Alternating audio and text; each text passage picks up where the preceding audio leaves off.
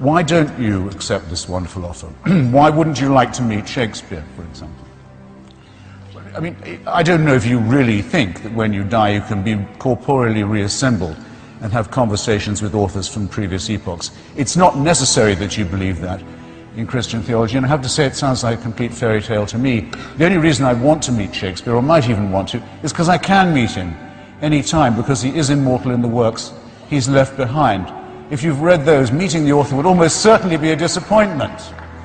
But when Socrates was sentenced to death for his philosophical investigations and for blasphemy, for challenging the gods of the city, and he accepted his death, he did say, well, if we are lucky, perhaps I'll be able to hold conversation with other great thinkers and philosophers and doubters too.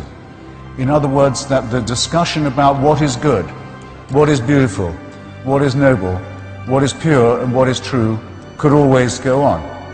Why is that important? Why would I like to do that? Because that's the only conversation worth having. And whether it goes on or not after I die, I don't know. But I do know that it's the conversation I want to have while I'm still alive. Which means that to me, the offer of certainty, the offer of complete security, the offer of an impermeable faith that can't give way, is an offer of something not worth having.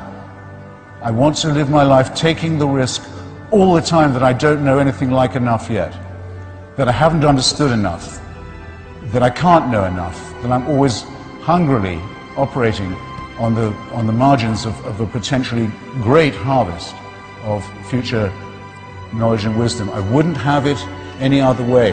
And I'd urge you to look at those of you who tell you, those people who tell you at your age that you're dead till you believe as they do. What a terrible thing to be telling to children.